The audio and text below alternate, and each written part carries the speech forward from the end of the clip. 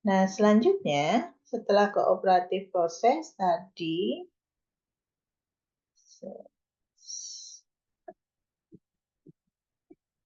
yang berikutnya adalah adaptive process. Jadi adaptive process ini bertujuan untuk memodifikasi network which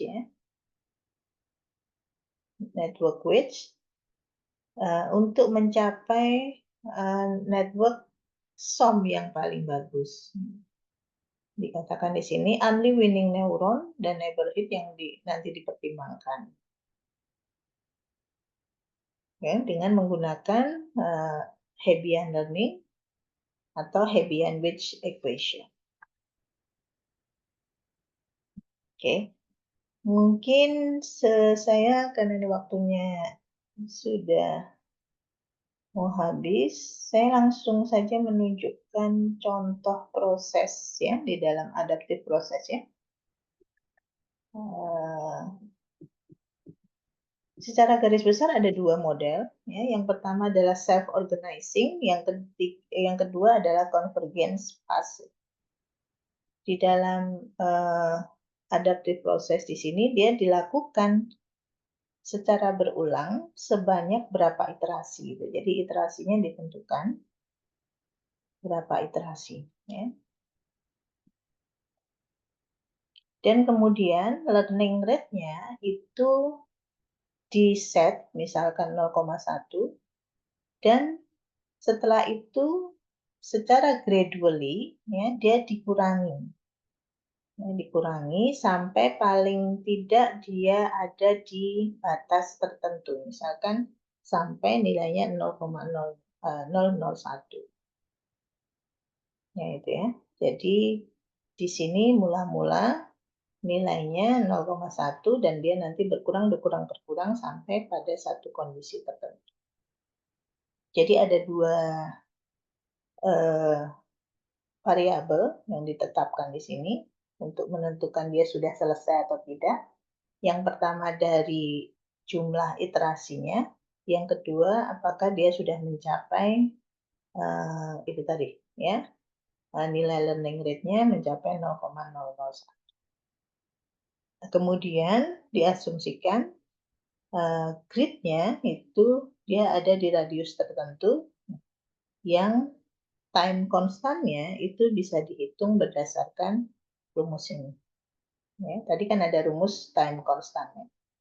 Itu adalah 1000, jadi kalau jumlah iterasinya 1000 ya berarti 1000 dibagi dengan log dari lebar mula-mula. Ya, lebar mula-mula. Ya ini. Jadi nanti dia akan sampai kondisi konvergen. Apa itu kondisi konvergen? Kondisi konvergen yaitu kondisi di mana lebar itu sudah 0, ya, mendekati 0, atau waktu iterasinya sudah selesai. Ya.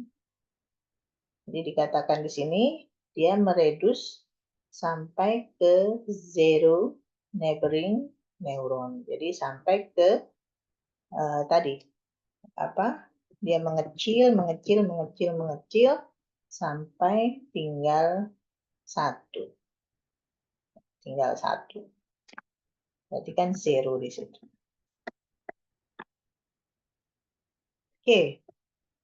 Jadi kalau saya ringkas semua tadi penjelasan, jadi SOM algoritma itu dimulai dari inisialisasi bobot, inisialisasi learning rate, dan seterusnya. Kemudian dilakukan proses sampling. Sampling ini untuk memberikan nilai input mula-mula ya.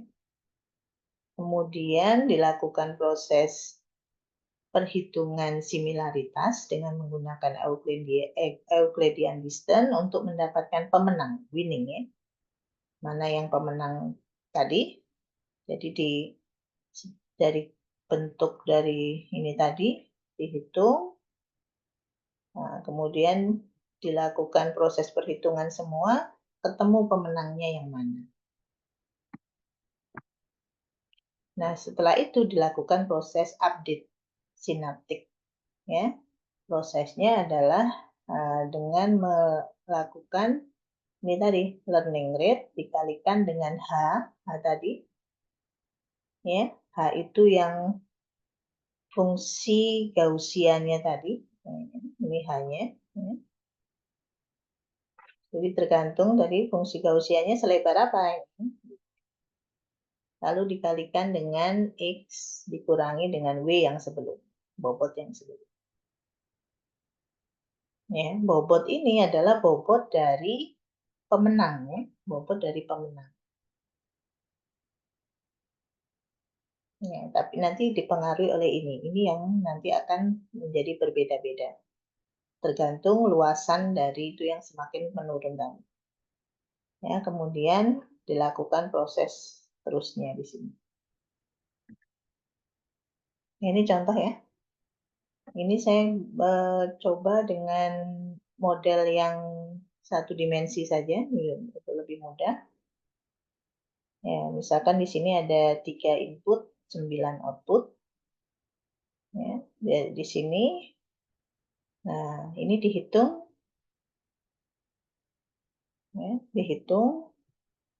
Misalkan bobotnya mula-mula adalah ini, ya, ini bobot mula-mula. Lalu dilakukan sampling. Kemudian kita menentukan misalkan X-nya, kita tentukan X-nya mula-mula, itu kan ada 3 input. Ya, lalu dilakukan perhitungan distance. Distance tadi, XI dikurangi WI ya, dengan menggunakan Euclidean distance. Nah, di sini, nah ternyata diperoleh ini yang paling rendah. Maka ini menjadi pemenang. Ya, menjadi pemenang. Nah, diperoleh pemenangnya ini, ya, maka dia menjadi pemenang kan jendela ketiga ini, ya. Kemudian dari jendela itu tadi yang kita susun menjadi bentuk grid gitu ya, dia menjadi pusat dari pemenangnya tadi yang 3 ini. Maka kemudian di sini ini menjadi pusat, kita hitung dengan menggunakan learning rate 0,1, maka Gaussian window-nya kita hitung di sini. Misalkan lebarnya, topologi ke lebarnya ini, kita set mula-mula adalah 1. Nah, sehingga kita dapatkan nilai H-nya itu adalah ini, ketemu 0,92. Maka bobot baru dari simpul 3 ini, itu adalah bobot lama ditambah dengan learning rate, dikalikan dengan hasil dari ini, dikalikan dengan X-nya yang mana, ya, lalu dikurangi dengan bobot yang lama. Sehingga kita dapatkan nilai barunya ada 3 ya, W31, W32, dan W33. Nah, ini diperoleh nilai bobot yang baru. Ya, setelah satu epoch proses selesai, learning rate-nya kemudian diupdate. Jadi proses ini dilakukan satu epoch ya, satu epoch. Ini tadi kan saya kasih contoh satu saja. Jadi misalkan X-nya ini berupa dataset gitu ya.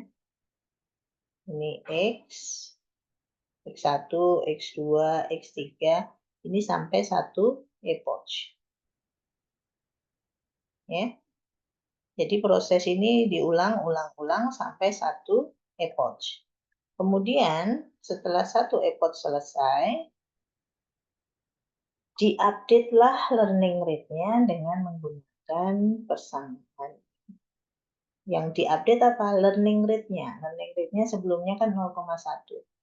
Nah, maka setelah dimasukkan ini 0,1, N itu adalah iterasi, berarti ini masuk ke iterasi 1 dibagi dengan ini, ya, konstan.